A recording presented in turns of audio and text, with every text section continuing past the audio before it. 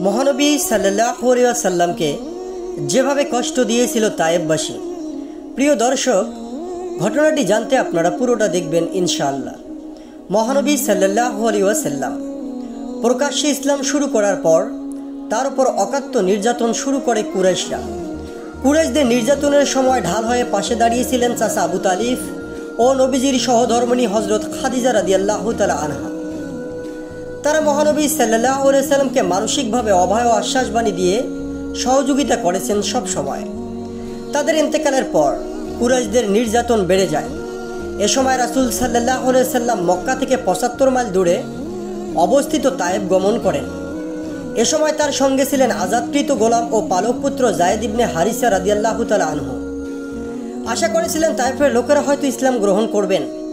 তার এমন প্রত্যাশার দুটি কারণ ছিল। তায়েফের অদূরে বনি সাকিব গোত্রে মহানবী সাল্লাল্লাহু আলাইহি ওয়াসাল্লাম দুধ পান করেন এবং তায়েফ সর্দারদের একজন কুরাইশ গোত্রে বিয়ে করেছিল। দুধের আত্মীয় গোত্রীয় সম্পর্কের কারণে মহানবী সাল্লাল্লাহু আলাইহি ওয়াসাল্লাম তাদের থেকে সদাচার প্রত্যাশা করেছিলেন।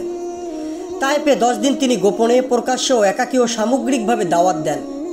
তিনি বাজারে দাঁড়িয়ে কোরআন তেলাওয়াত করেন এবং ইসলাম ও মুসলমানের পক্ষে তাদের সাহায্য সহযোগিতা কামনা করেন। কিন্তু তায়েফবাসী তাকে হতাশ করে এবং তারা চূড়ান্ত পর্যায়ের দুর্ব্যবহার ও অত্যাচার করে মহানবী সাল্লাল্লাহু আলাইহি সাল্লামের উপর। রাসূল সাল্লাল্লাহু আলাইহি সাল্লাম তায়েফের নেতৃস্থানীয়দের ইসলামের দাওয়াত দিলে তারা তা মানতে অস্বীকার করল এবং তায়েফের সাধারণ মানুষদের মহানবী সাল্লাল্লাহু আলাইহি সাল্লামের বিরুদ্ধে খেপিয়ে তুলল। তারা মহানবী সাল্লাল্লাহু আলাইহি সাল্লামকে তায়েফ ত্যাগের নির্দেশ দিল। মহানবী সাল্লাল্লাহু আলাইহি সাল্লাম সেখান থেকে চলে যাওয়ার সময় উশৃঙ্খল বালকদের তার পেছনে লেলিয়ে দিল। তারা নবীজি সাল্লাল্লাহু আলাইহি সাল্লামের দিকে পাথর নিক্ষেপ করে গালাগাল করতে শুরু করলো। নাউজুবিল্লাহ। তাদের পাথরের আঘাত ও অত্যাচারে মহানবী সাল্লাল্লাহু আলাইহি সাল্লামের পুরো শরীরে রক্তাক্ত হয়ে যায়। রক্তে তার জুতা ভরে যায়। এ সময় যায়েদ রাদিয়াল্লাহু তাআলা আনহু অসামান্য আত্মত্যাগ স্বীকার করেন। তিনি মহানবী সাল্লাল্লাহু আলাইহি সাল্লামের জন্য ঢাল হয়ে যান। যেদিক থেকে পাথর ছোড়া হচ্ছিল তিনি সেদিক থেকে তাকে আগলে রেখেছিলেন। ফলে তার মাথায় কয়েক জায়গায় ফেটে যায়। তাদের এই অত্যাচারে রাসূলুল্লাহ সাল্লাল্লাহু আলাইহি সাল্লাম মাটিতে বসে পড়তেন। তখন হতভাগারা তার হাত ধরে উঠিয়ে দিত এবং সামনে চলতে বলতো। তার সামনে পা বাড়ালেই পাথর নিক্ষেপ করত। তায়েফ থেকে 3 মাইল দূরে অবস্থিত মক্কায় উতবা, রাবিয়া ও সাইবাদের বাগানে আশ্রয় নেওয়া পর্যন্ত দুর্বৃত্তরা মহানবী সাল্লাল্লাহু আলাইহি সাল্লামের পিছু নিয়েছিল। এখানে আশ্রয় নেওয়ার পর তিনি একটি দোয়া করেন, যা দোয়ায়ে মুস্তাদঈফিন, অসহায় মানুষের দোয়া নামে পরিচিত। তিনি তার দোয়ায় বলেন, হে আল্লাহ, আমি আপনার কাছে ফরিয়াদ জানাই আমার দুর্বলতার, আমার নিঃস্বতার এবং মানুষের কাছে আমার মূল্যহীনতার।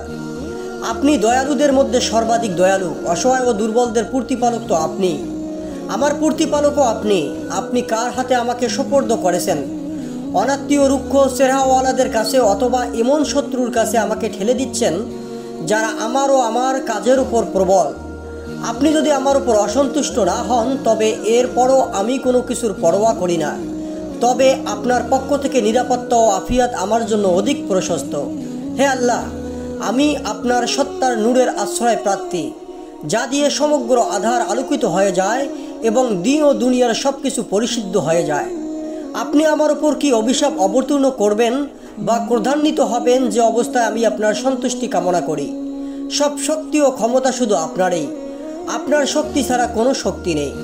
এ সময় আল্লাহ তায়েফের পাহাড়ে ফেরেশতাদের পাঠান। তারা মহানবী সাল্লাল্লাহু আলাইহি সাল্লামের কাছে 2 পাহাড়ের মধ্যে অবস্থিত তায়েফের অধিবাসীদের পাহাড়ে পিষে ফেলার অনুমতি চাইল। কিন্তু মহানবী সাল্লাল্লাহু আলাইহি সাল্লাম তা দিয়ে অস্বীকার করেন এবং বলেন, আমি আশা করি তাদের বংশধরদের মধ্যে এমন লোক জন্ম নেবে যারা এক আল্লাহর ইবাদত করবে এবং তার সঙ্গে কাউকে শরিক করবে না। প্রিয় শ্রোতাবিন্দু, ভিডিওটি যারা দেখলেন তারা অবশ্যই ভিডিওটিতে একটি লাইক করবেন, চ্যানেলটি সাবস্ক্রাইব করবেন। সকলেই ভালো থাকবেন। ধন্যবাদ।